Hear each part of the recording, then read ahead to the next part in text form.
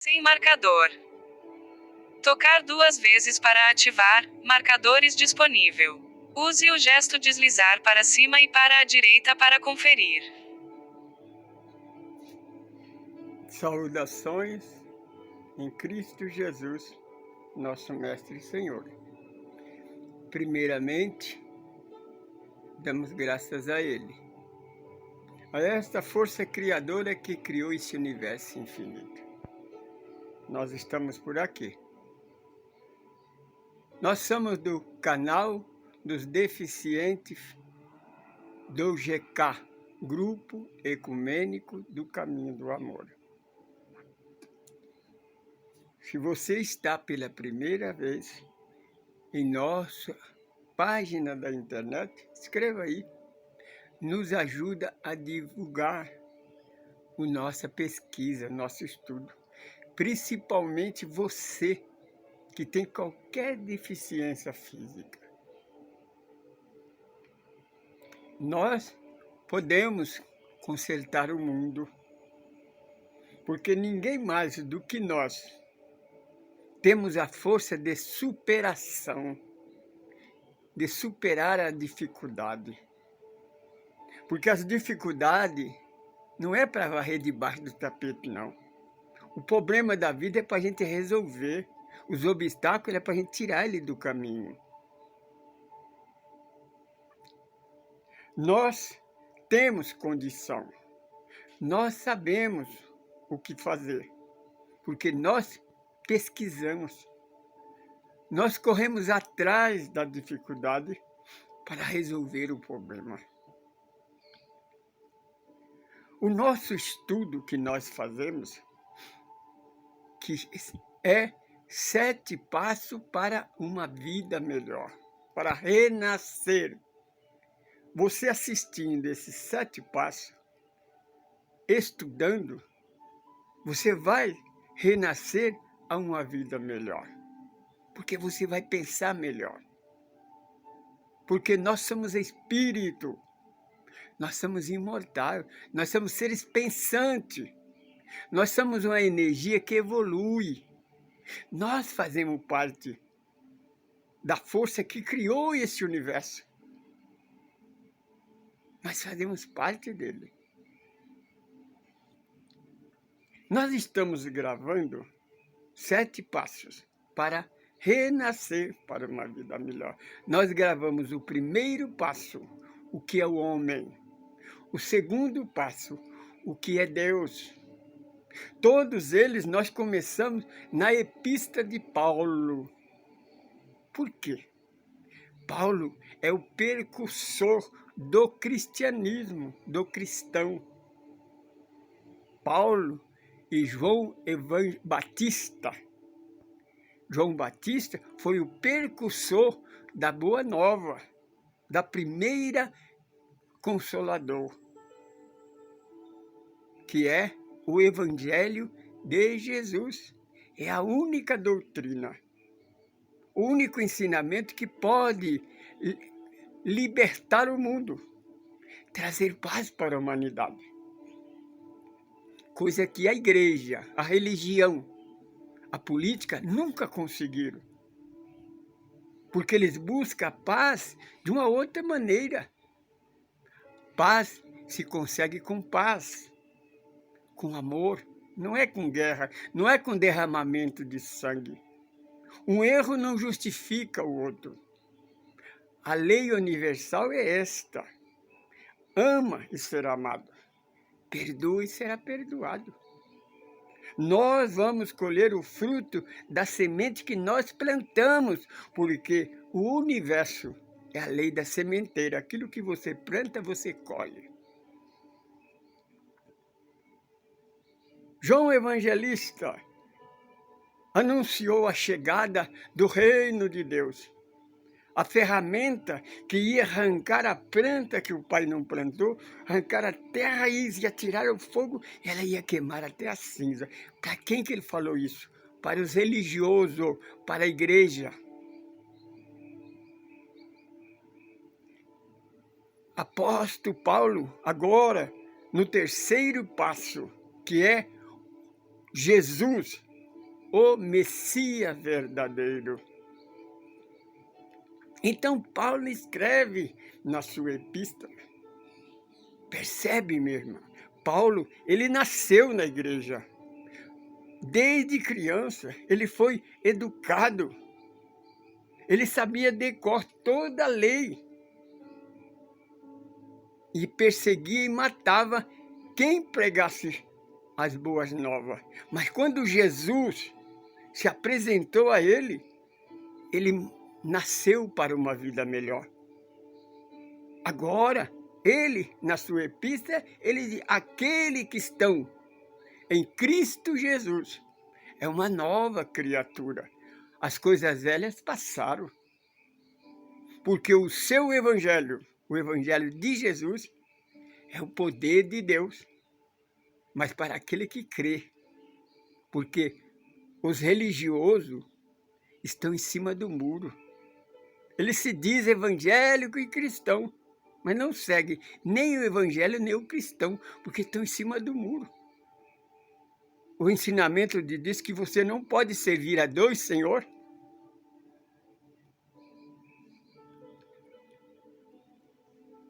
Nós falamos do Deus, do homem, do Deus que não aceitou o primeiro casal, não aceitou a Carta Magna, também não aceitou o Messias, o Emanuel, profetizado há mais de 700 anos antes do nascimento de Jesus pelo profeta Isaías. Ele é a estrela da manhã que dirige os viajou no deserto. É o farol solitário que direciona os navegadores, indicando o perigo na solidão dos oceanos da vida. A estrela e o farol solitário é o Evangelho. Sem ele nós não vamos a lugar nenhum. Quem falou isso foi Jesus. Ele, ao nascer, o Rei dos Reis, ele não nasceu na sinagoga, não, onde estavam os líderes religiosos, os professores de teologia. Ele não nasceu lá no palácio dos patrícios romanos, não. Ele nasceu numa simples manjedoura, no meio dos animais, e os primeiros a visitar ele foram os pequenos cuidadores de ovelha, né? Os pastores de ovelha. A igreja começou a perseguir ele, perseguiu o tempo todo, procurando uma maneira de destruir, porque eles tinham uma tese. Matamos o pastor e as ovelhas se dispersam, porque cada dia o rebanho aumentava e a igreja se esvaziava.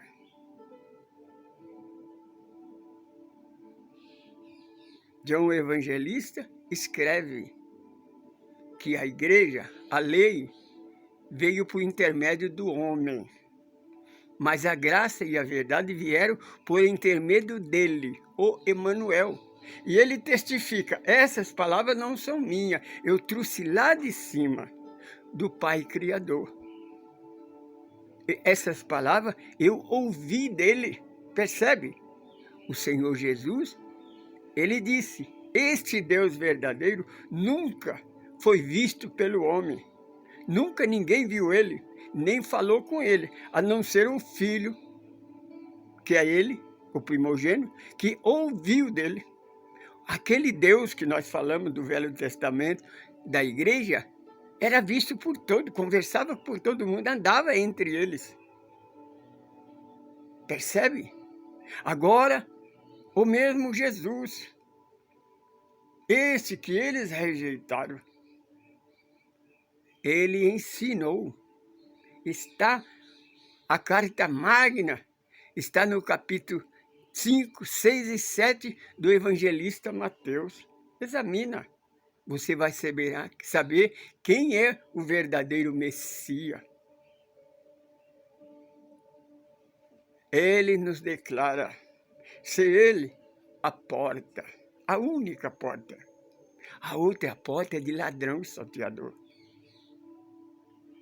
ele declara ser o único pastor, o pastor que dá vida pelas ovelhas. E ele sempre estará conosco, nunca nos abandonará. Ele prometeu: eu nunca vos deixarei órfãos, eu estarei convosco todos os dias da vossa existência. Onde houver 2 ou mais reunidos no meu nome, certamente eu vou estar aí.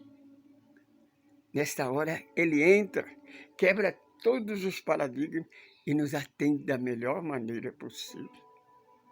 É ele que diz ser a graça e a verdade de Deus que ele trouxe do Pai. Foi ele que disse ao sacerdote: conhece esta verdade que ela vos libertará. Porque se o Filho de Deus te libertar, verdadeiramente sereis livre. Eu sou o caminho, na verdade, na vida. Ninguém vai a Deus senão através dos meus ensinamentos. Ele declarou ser a verdadeira videira. O Pai, Deus é o Criador. Nós somos a rama. A rama que não dá fruto, corta. Então esteja ligado nele para dar bons frutos. E continuando os seus ensinamentos, sem esses ensinamentos, vocês não irão a lugar nenhum, porque de hora em diante sois livres, não sois mais servo. É uma prova contundente que nós éramos escravos da lei do pecado e da morte, que é a igreja, a senzala, criada pelo homem, lá na criação do segundo casal, Adão e Eva. Criado por este Deus que se arrepende e que mente, e que não obedece à Carta Magna. Querido irmão, falamos do Jesus prometido pelo profeta Isaías. Agora, raciocinamos. Quando este Jesus, a igreja matou, crucificou, no terceiro dia ele ressuscitou. Ele fez a segunda coisa que desagrada sempre a igreja. Ele não revelou ao homem, à igreja, que ele era o Messias. Ele foi em Samaria, revelou-se a uma samaritana, que era excomungada da igreja, que não era casada, era amaziada, porque para a lei, se não for casado na igreja, é amaziado, é amaldiçoado, não é um lar abençoado. Percebe? Ele foi se revelar como Messias do Deus vivo para uma mulher amaziada, a samaritana, mulher, porque não sei por quê, por causa da Adão e Eva, é claro, que a mulher é desprezada, é deixada de lado, é humilhada por ser mulher, por causa da criação de Adão e Eva, por causa da igreja. Depois do terceiro dia, ressuscitou. Para quem que ele foi apresentar? Ele não se apresentou para os machão, aquele que estava escondido, fechado a 7 chaves. Ele foi aparecer a Maria Madalena, uma mulher, uma ex-prostituta. Que essas mulheres para a igreja, nem pensar, não podia nem entrar dentro da igreja. Ela não podia tocar nela, que ficava impuro. O Senhor Jesus vai e se apresenta a ela. Aí ele prova aquilo que a igreja disse, que nós somos filhos adotivos. Jesus disse: vai e diga aos irmãos que eu vou falar com meu Deus, que é o vosso Deus. Eu vou falar com meu Pai, que é o vosso Pai. A igreja diz que nós não somos filhos de Deus e que Deus não é o nosso Deus. Nós somos filhos adotivos. O Messias verdadeiro, ele testifica que nós somos filhos de Deus, que ele é o nosso Deus. Agora, ele, durante 40 dias permaneceu com eles, provou a imortalidade da alma, provou que somos eternos, provou que a morte não existe. E depois, nos seus últimos ensinamentos, ele disse: olha, o reino de Deus está entre vós, está dentro de vós. Ele testificou à samaritana que, de hora em diante, nós não precisamos mais do templo, da igreja, nós não precisamos mais de organização material. Nós somos o templo de Deus. Quando os discípulos pediram: Senhor, ensina-nos a orar, ele não mandou ir na igreja, nem no templo, nem na sinagoga. Ele disse: entra no teu aposento e ora. Ele disse a samaritana que os verdadeiros adoradores adoram a Deus em espírito e verdade em qualquer lugar. Espírito, porque somos espírito, porque Deus é espírito e quer ser adorado no espírito, não com material, com cerimônia, com holocausto, com oferta. É coração arrependido. Ele disse: os meus verdadeiros discípulos serão reconhecidos não pela aparência exterior, mas pela maneira de amar.